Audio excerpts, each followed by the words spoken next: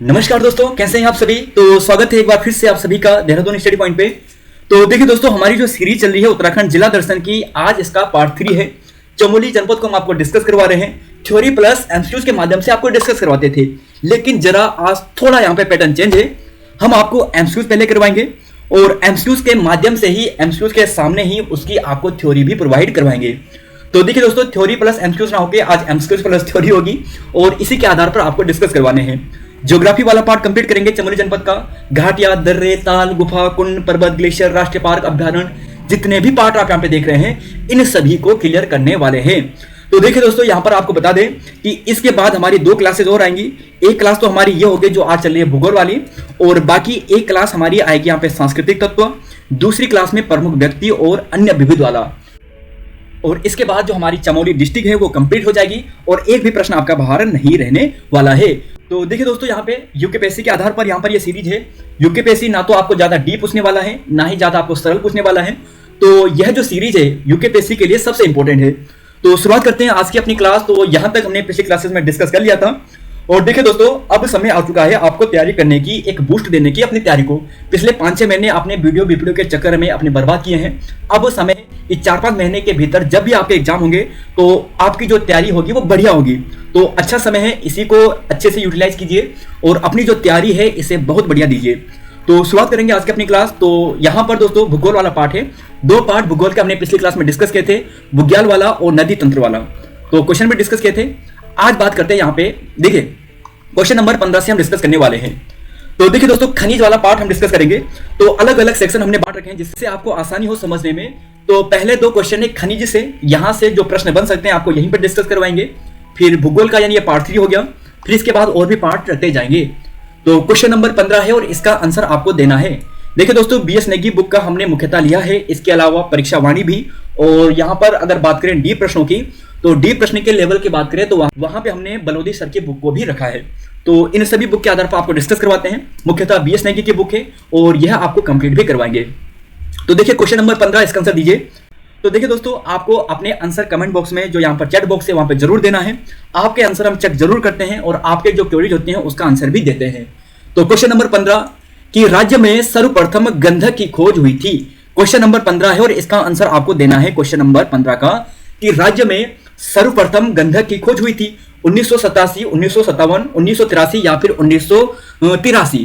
तो 1983, 1987, 1957, 1993। तो दीजिए इसका सही आंसर क्या होगा। तो सोचिए क्वेश्चन नंबर 15 का, और यहाँ पे आप जो ऑप्शन देख रहे हैं ये वही ऑप्शन है दोस्तों जो ओली से संबंधित है। तो आप इसका आंसर भी दे सकते हैं, बताइए। तो देखिए इसका आंसर आपको मिलेगा ऑप्शन नंबर बी, यानी 1957। क्या है इसका राइट आंसर? 1957।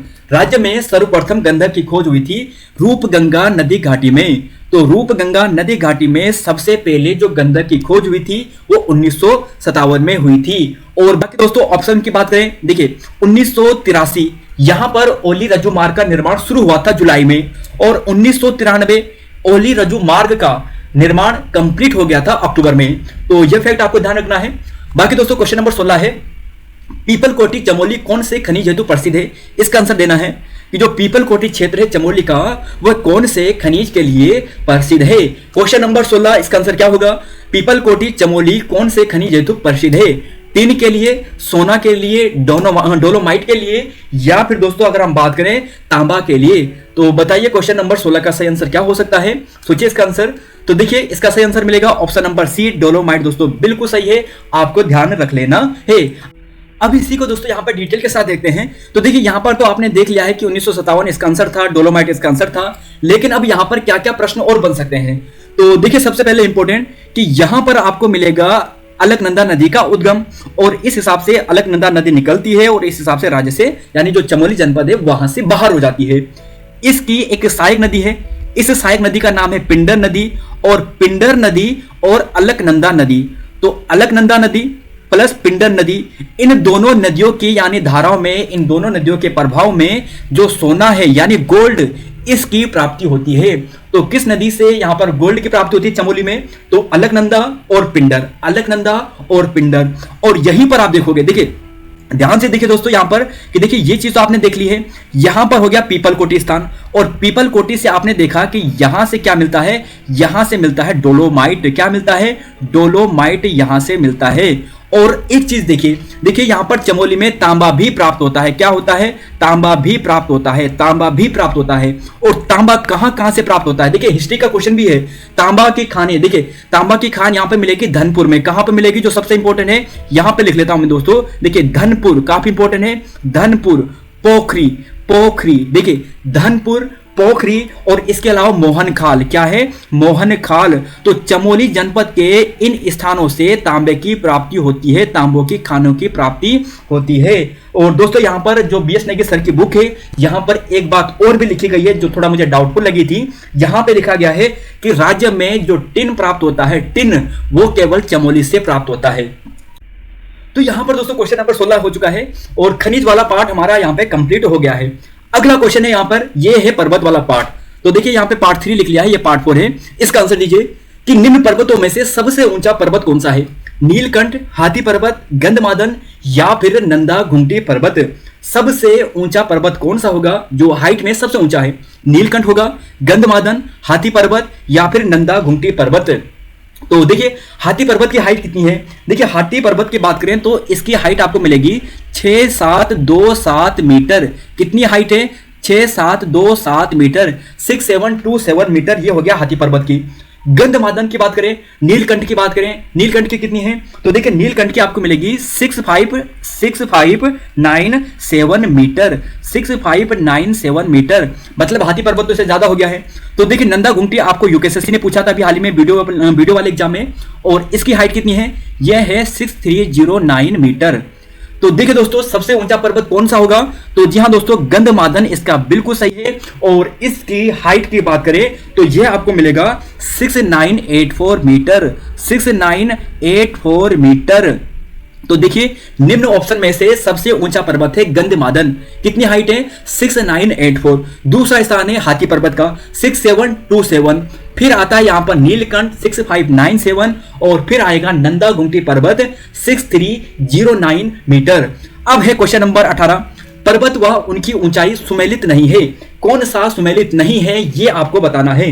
तो बताइए दोस्तों इसका सही आंसर क्या हो सकता है? क्वेश्चन नंबर 18, नंदा देवी पूर्वी की बात करें 7817 मीटर, सतोपंथ 7084 मीटर, और यहीं पर बात करें दोस्तों माणा की बात करें 7272, बद्रीनाथ की बात करें 7140। कौन सा इसमें से सही नहीं होगा? तो इसका सही आंसर जी हाँ आप सभी देंगे ऑप्शन नंबर ए, यानी 7817 मीटर गलत है। क्योंकि दोस्तों ये किसकी है? ये नंदा देवी पश्चिमी की है। किसकी है? पश्चिमी की है। और यहीं पर अगर पूर्वी की बात करें तो पूर्वी की कितनी है? पूर्वी की आपको मिलेगा 7434, 7434। तो देखिए 7434 मीटर किसकी है? नंदा देवी पूर्वी की है। तो बस दोस्तों ऐसे ही आपको याद करते चलना है। और नंदा देवी पूर्वी चमोली और पिथौरागढ़ दोनों जनपद में है। अगला क्वेश्चन है, देखिए त्रिशूल पर्वत की ऊंचाई कितनी है? तो देखिए दोस्तों पर्वतों से संबंधित है और जितने भी पर्वत आपको यहाँ पे दिखाई दे रहे हैं ये सभी चमोली जनपद के हैं। त्रिशूल पर्वत की हाइट कितनी होगी? 7140, 6984, 7120, 5831। क्वेश्चन नंबर 19 सही आंसर क्या होगा? क्वेश्चन नंबर 19 सही आंसर क्या होगा? क्वेश्चन नंबर 19 सही आंसर क्या होगा? त्रिशूल पर्वत की ऊंचाई 7140 मीटर, या फिर हम कहें 6984 मीटर, 7120 मीटर, या फिर 5831 मीटर। त्रिशूल पर्वत की ऊंचाई कितनी होगी? क्वेश्चन नंबर 19 राइट आंसर क्या होगा? क्वेश्चन नंबर 19 का राइट आंसर क्या होगा? त्रिशूल पर्वत की हाइट। तो देखिए दोस्तों त्रिशूल पर्वत की हाइट आपको मिलेगी, जी हाँ दोस्तों त्रिशूल पर्वत की हाइट आपको मिलेगी 7120 मीटर। बिल्कुल आप सही देंगे, यानी ऑप्शन नंबर जो यहां पर गलत हो गया है, यानी देखिए ये सही है 7120 मीटर, ए बी सी है ना, और ये डी। तो 7120 इसकी हाइट है। कितनी है? 7120 हाइट है इसकी। तो देखिए दोस्तों चमोली जनपद में सर्वाधिक ग्लेशियर है, सर्वाधिक पर्वत हैं, और यहीं से दोस्तों आपको क्वेश्चन पूछे जाते हैं इनकी हाइट से लेकर इनके कर्म लगाने के अनुसार ऐसे प्रश्न बनते हैं। त्रिशूल पर्वत 7120 मीटर। अच्छा दोस्तों 5831 किसकी है? 5831। तो 5831 पर्वत की बात करें तो यह है नर पर्वत की। किसकी है? नर पर्वत की। किसकी है? नर पर्वत की। और अगर दोस्तों आप इसमें अगर ऐड करते हो 134 134 ऐड करते हो तो कितना हो जाएगा? 5, यानी हो जाएगा 9, ये हो जाएगा 4, यानी यहाँ पे हो जाएगा 6, और यहाँ पर ये हो जाएगा 5, यानी 5965। 5965। और यह जो हाइट है दोस्तों, यह किसकी है? नारायण पर्वत की है। नारायण पर्वत की है जो बद्रीनाथ के निकट है। नर नारायण पर्वत की हाइट एक है 5831 और उसमें 134 ऐड कर देना, वो नारायण की आ जाएगी। 6984 किसकी है? तो देखिए अभी आपने देखा था 6984, तो वह किसकी थी? तो जी हाँ दोस्तों, वह थी गंधमादन पर्वत की। किसकी थी? गंधमादन पर्वत की। गंधमादन पर्वत, गंधमादन पर्वत। तो question number 19। Question number 20, Nanda Ghunghuti पर्वत की ऊंचाई आपको बतानी है। तो इसका आंसर क्या होगा क्वेश्चन नंबर 20 का? नंदा घुंगटी पर्वत बहुत ही इंपॉर्टेंट पर्वत है दोस्तों, और वीडियो पीपीटी वाले प्रश्न में यह आपको पूछा गया था। नंदा घुंगटी पर्वत, तो इसका हाइट कितनी होगी? 6309 7817 6727 7756। तो बताइए इसका आंसर क्या होगा? तो सोचिए दोस्तों, इसका सही आंसर क्या होने वाला है? तो दीजिए दोस्तों, इसका सही आंसर क्या होगा? तो जी हाँ दोस्तों, इसका सही आंसर की बात करें तो आपको मिलेगा 6309 मीटर। कितनी है? 6309 मीटर। अब जरा यहाँ पे देखिए, एक बार दोबारा से इन्हीं सभी पर्वतों को आप यहाँ पे देखिए। सबसे पहले देखिए बद्रीनाथ का 7140, बद्रीनाथ 7140 है ना। यहीं पर आप देखोगे ये है माणा पर्वत 7272। तो बद्रीनाथ 7140, माणा की बात करें 7272। फिर आप यहाँ पे देखिए कामेट पर्वत 7756 यानी 7756। कामेट पर्वत की बात करें 7756। और यहीं पर दोस्तों आप सभी को देखोगे त्रिशूल पर्वत की 7120। देखिए यहाँ पर दोनों आसपास देखिए, ये हो गया बद्रीनाथ और ये हो गया त्रिशूल पर्वत। त्रिशूल पर्वत 7120, बद्रीनाथ 7140 यानी 20 मीटर हाइट पर है बद्रीनाथ। तो त्रिशूल ये हो गया है। फिर यहीं पर नर नारायण, और नर नारायण की आपने हाइट कितनी देखी थी? सबसे पहले नर की आपने हाइट देखी थी, जो नर पर्वत है 5831, और इसमें कितना ऐड करना था? 134 ऐड करना था, तो नारायण पर्वत की हाइट आ जाती है। फिर यहाँ पे देखोगे देवस्थानम हो गया, इसे मैं रब कर लेता हूं दोस्तों जैसे कि आपको साफ दिखे। तो देखिए देवस्थानम मुकुट पर्वत आपको यहीं पर मिलेगा। फिर यहीं पर नीलकंठ पर्वत 6597। हाथी पर्वत की बात करें दोस्तों 6727। तो देखिए 6727 ये हो गया हाथी पर्वत है ना। 7756 की बात करें तो ये हो गया कामेट। 7817 की बात करें नंदा देवी पश्चिमी हो गया है। और त्रिशूल पर्वत की बात करें तो 7120 और 7140 यहाँ पर ऑप्शन नंबर 1 की बात करें तो ये बद्रीनाथ भगवान जी की हाइट हो गई है ना। अब यहाँ पे देखिए गौरी पर्वत मिलेगा, नंदा देवी मिलेगा 7817, नंदा देवी घूमते की बात करें 7309।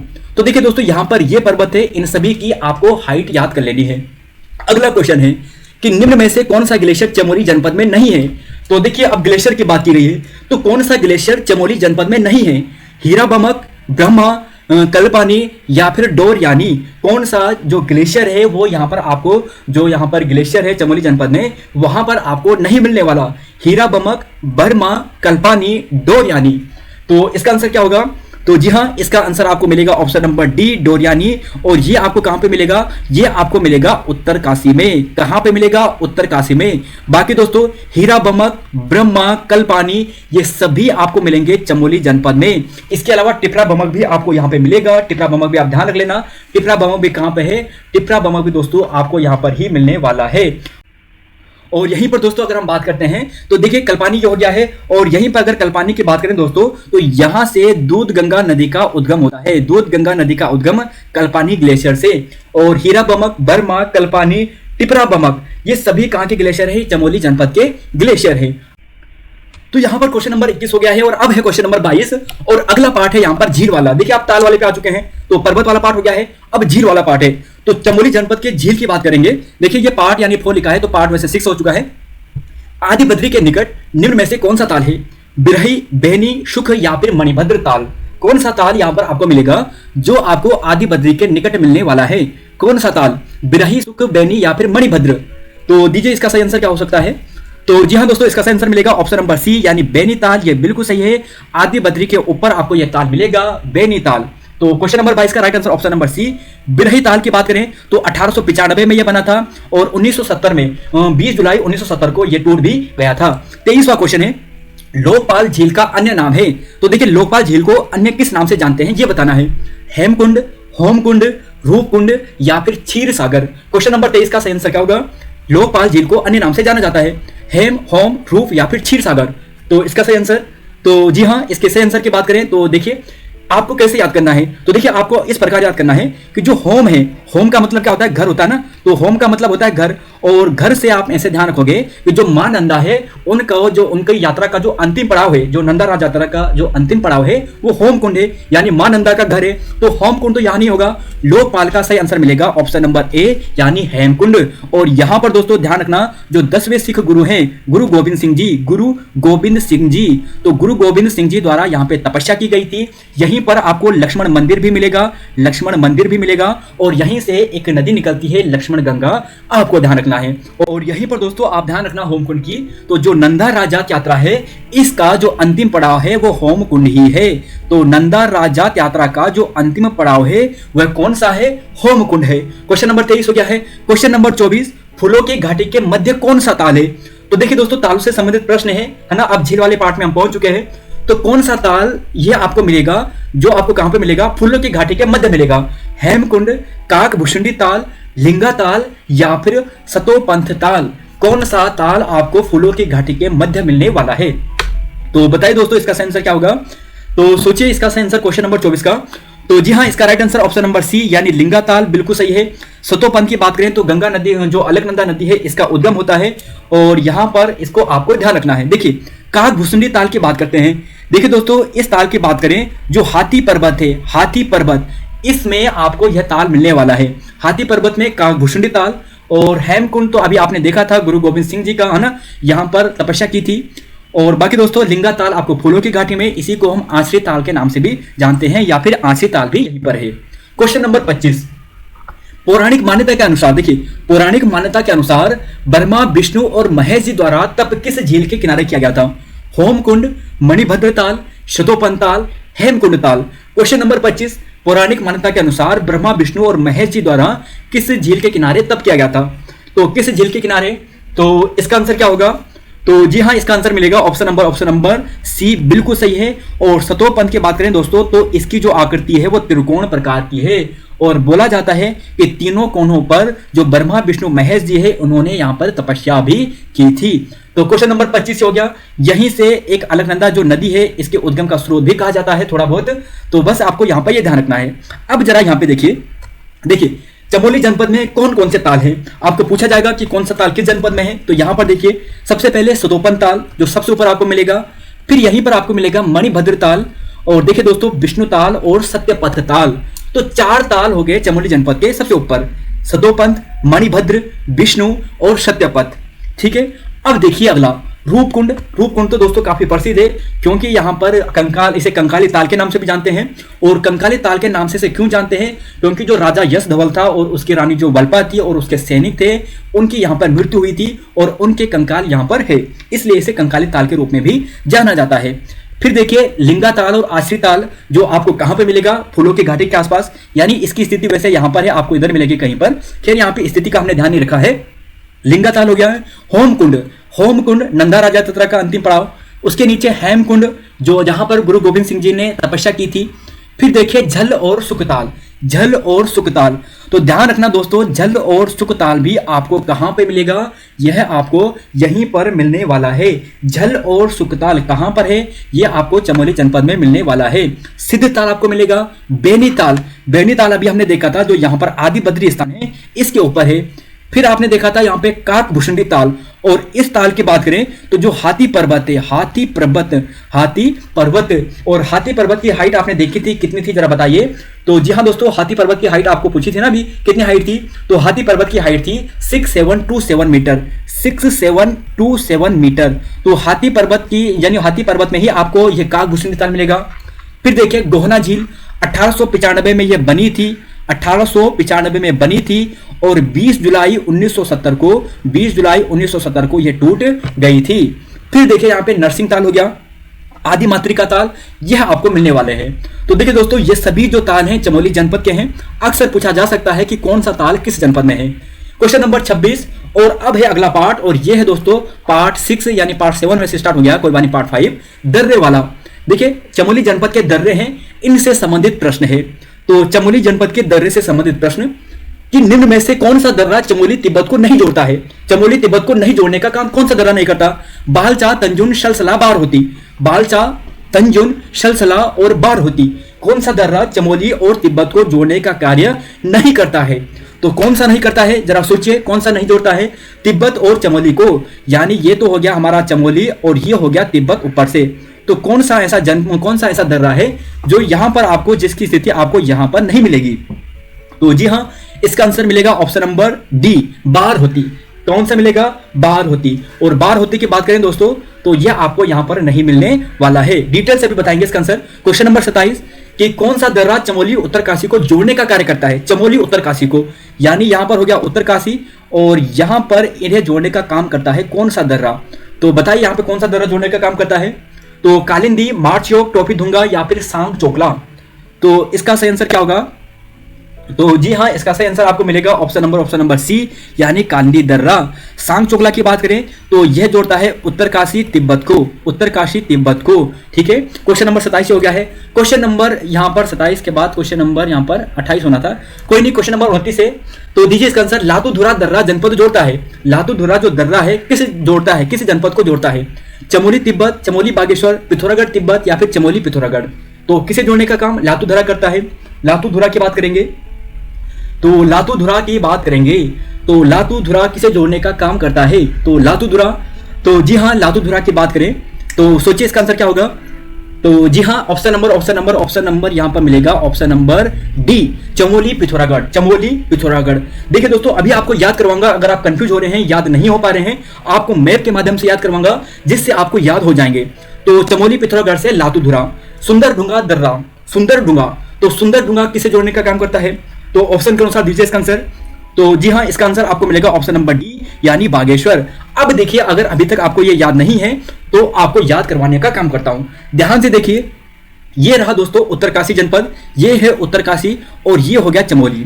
ठीक है, अब देखिए सबसे पहले उत्तरकाशी और चमोली को जोड़ने का काम कालिंदी दर्रा, उत्तरकाशी को जोड़ने का काम और तिब्बत, उत्तरकाशी और चमोली को जोड़ने का काम कालिंदी दर्रा। फिर यहां पे देखिए नीति दर्रा, यानी इसका मतलब दोस्तों यहाँ पे नीति दर्रा की बात करें तो ये आपको जोड़ने का काम करेगा, किसको जोड़ने का काम, ये हो गया तिब्बत। क्या हो गया, तिब्बत और चमोली को। फिर देखिए यहीं पर आपको मिलेगा माना डुंगरीला, तिंगरिंग बिगरी, बालचा दर्रा, चौरहोती दर्रा और यहीं पर आप देखोगे सलसल लमलंग। तो एक बार दोबारा देखिए, नीति, माना, किंगरी बिंगरी, बालचा, चोर होती। ध्यान रखना दोस्तों, चोर होती। अब स्टूडेंट कंफ्यूज होते हैं किसमें, बार होती में, बार होती में। देखिए कैसे याद करना है, चोर होती, चोर कौन कहां से आ रहे हैं, बाहर से आ रहे हैं, बाहर देश से आ रहे हैं, यानी तिब्बत से आ रहे हैं। तो चोर बाहर से आ रहे हैं, तो चोर द्वार कहां पर होगा, चोर द्वार जो आपको मिलेगा ये तिब्बत पर मिलेगा, चमोली तिब्बत पर।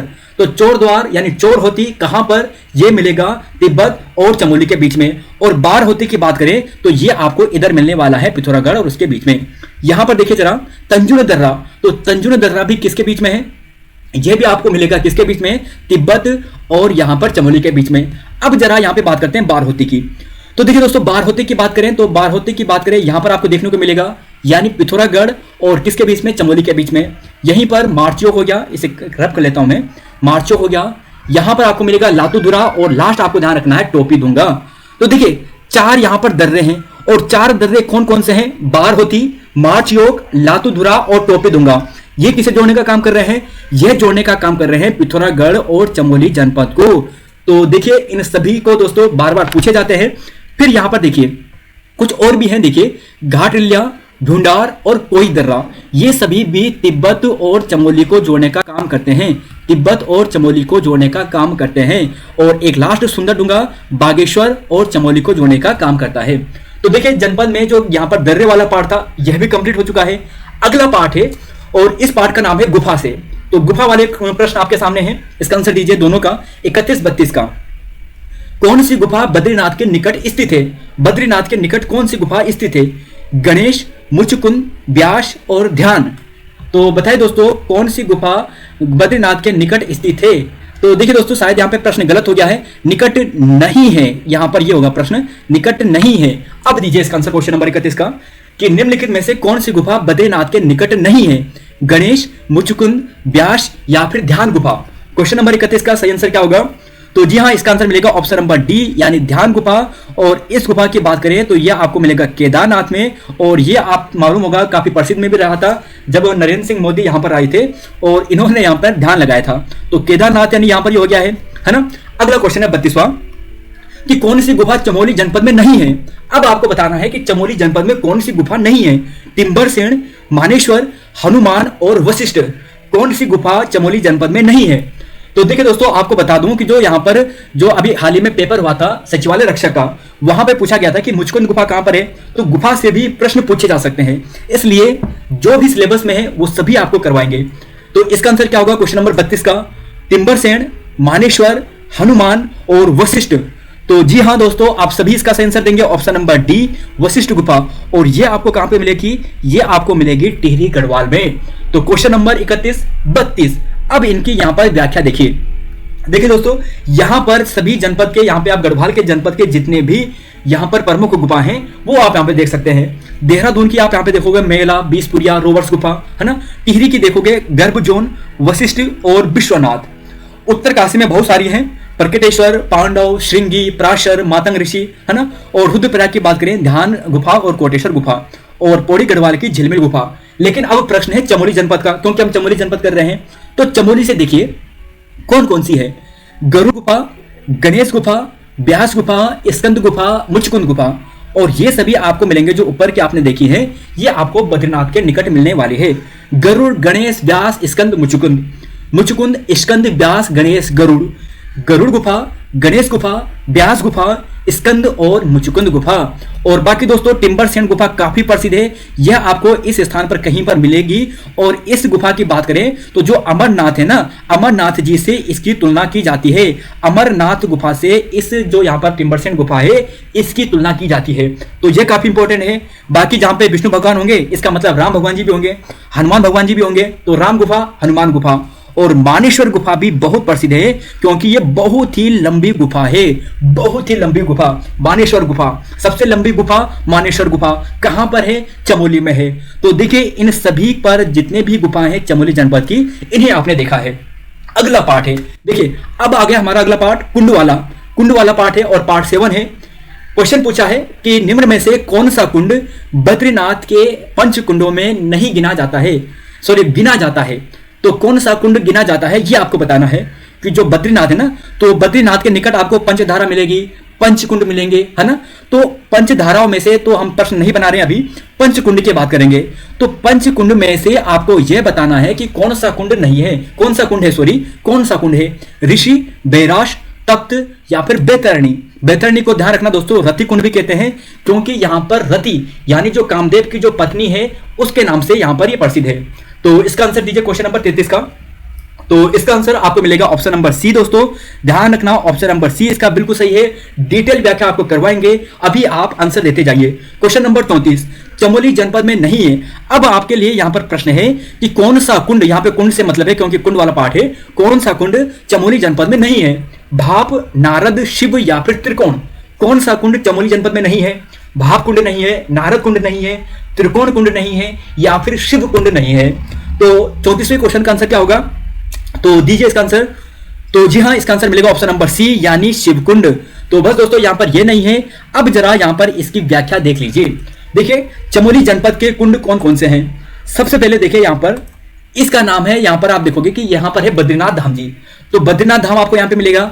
और बद्रीनाथ धाम के निकट नारद कुंड जो पंच कुंड में आता है, तप्त कुंड, मानुषी कुंड, त्रिकोण कुंड और सत्यपथ कुंड।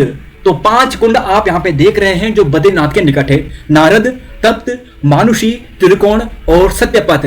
जो लाल में लिखे हैं इसका मतलब यह है कि यह गर्म कुंड है, और जो नीले में आपको दिखाई दे रहे हैं इसका मतलब वे है ठंडे कुंड। ठीक है, तो नारद कुंड, तप्त कुंड बद्रीनाथ के निकट, मानुषी, त्रिकोण, सत्य यह भी बद्रीनाथ के निकट। तो ये हो गए बद्रीनाथ के निकट के प्रमुख कुंड। अब जरा यहाँ पे देखिए और कुंड कौन कौन से हैं। यहां पर मिलेगा आपको भाप कुंड जो तपोवन के पास में है। यहीं पर आपको मिलेगा होम कुंड, और होम कुंड की बात करें रूप कुंड, और यहीं पर बात करें दोस्तों हेम कुंड। होम, रूप, हेम ये ठंडे कुंड है। होम, रूप, हेम। तो यहां पर आप कुंड देख रहे हैं चमोली जनपद के। फिर देखोगे आप यहां पर ये होगा ऋषि कुंड। इसके अलावा यहां पर मिलेगा गौरी कुंड, और यहीं पर दोस्तों आपको देखने को मिलेगा बैतरणी कुंड। बैतरणी कुंड, रति कुंड। बैतरणी का मतलब यहाँ पे दोस्तों जो कामदेव है उनसे गिना जाता है, और रति कुंड यानी उनकी पत्नी से। और इसके अलावा यहाँ पे देखोगे ये है दोस्तों वेदनी कुंड, और एक और लास्ट है यहाँ पर ये है वैराश कुंड। तो यहाँ पर दोस्तों ये सभी जो कुंड है ये चमोली जनपद के हैं। मैप में दोस्तों एक बार फिगर याद करना और ये सभी आपको याद हो जाएंगे। जो तप्त कुंड है यानी जो गर्म पानी के कुंड है, नारद, तप्त और भाप।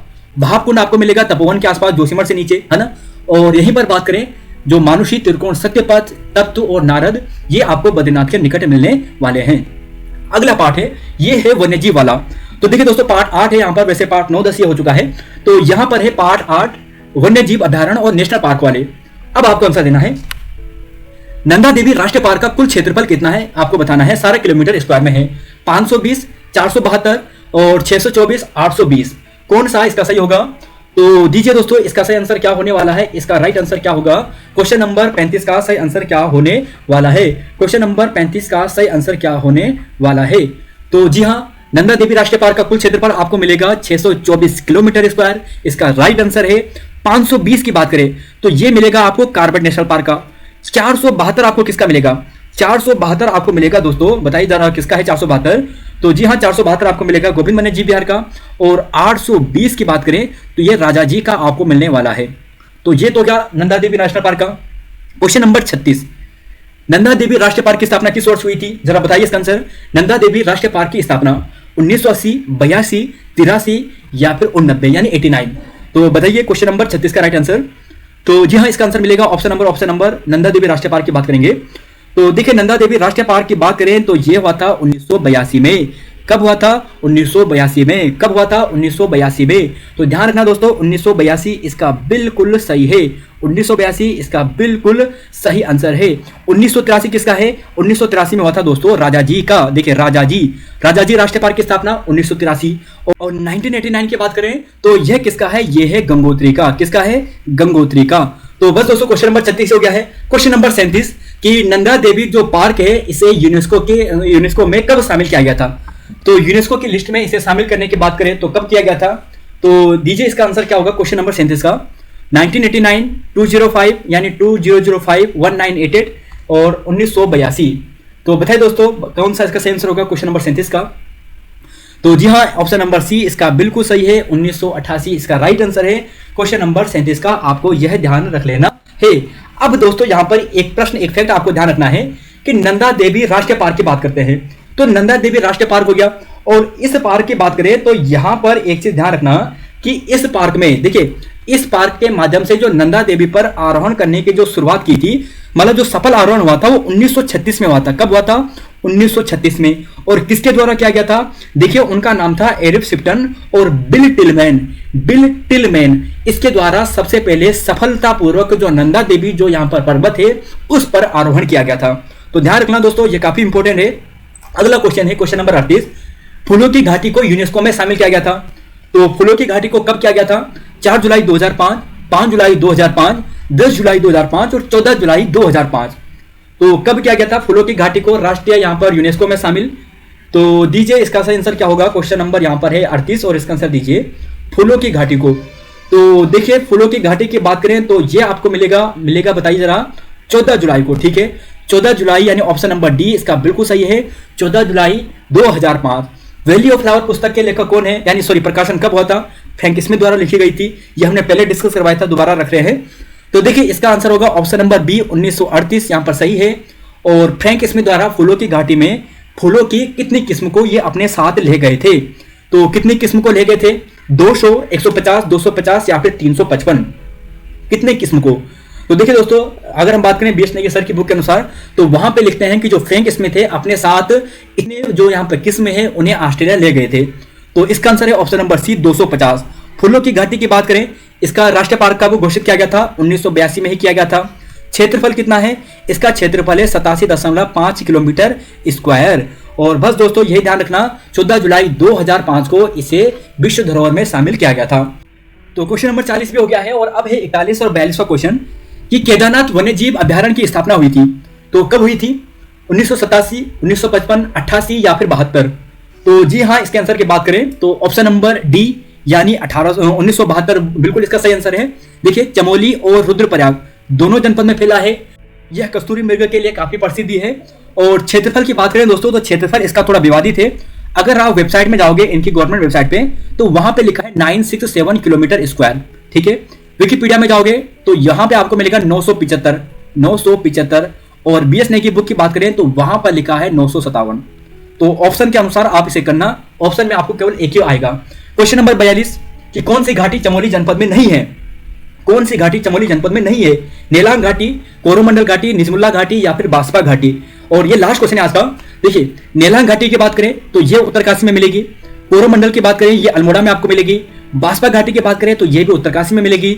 और निजमुल्ला घाटी इसका बिल्कुल सही आंसर है। निजमुल्ला घाटी आपको कहां पे मिलने वाली है? यह आपको मिलेगी यहीं पर चमोली जनपद में। इसके अलावा हेलांग घाटी आपको मिलेगी। हेलांग घाटी आपको यहीं पर मिलने वाली है।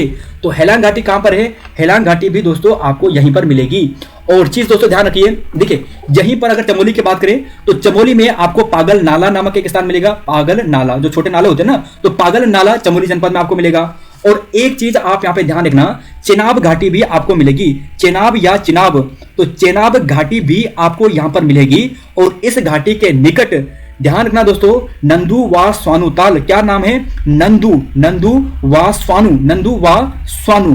तो देखिए, नंदू व स्वानु नामक जो ताल है ये आपको यहां पर चेनाब घाटी के सामने ही मिलने वाले हैं। तो बस दोस्तों यहां से इतने ही प्रश्न थे। जितने भी प्रश्न आपके सामने बन सकते थे वो इतने ही है। नीति घाटी काफी प्रसिद्ध है, इसे बताने की जरूरत नहीं है। तो बस दोस्तों यहां पर इतने ही है। 2 पार्ट और आएंगे और उसके बाद हमारा यहां पर कंप्लीट हो जाएगा। तो धन्यवाद दोस्तों, मिलते हैं फिर आपको नई वीडियो में। तो जय हिंद, जय उत्तराखंड, जय देवभूमि। और हाँ दोस्तों, मैप को अच्छे से रिवाइज कीजिए। मैप को अगर आप देखोगे तभी आपको यहाँ पे जो डाउट है वो एकदम क्लियर होगा और आपको ज्यादा देर तक याद भी रहेगा। तो मिलते हैं फिर आपको नई वीडियो में। लाइक करना बिल्कुल मत भूलिए और वीडियो अच्छी लगती है तो अपने दोस्तों के साथ भी जरूर शेयर करें। तो धन्यवाद, जय हिंद, जय उत्तराखंड, जय देवभूमि।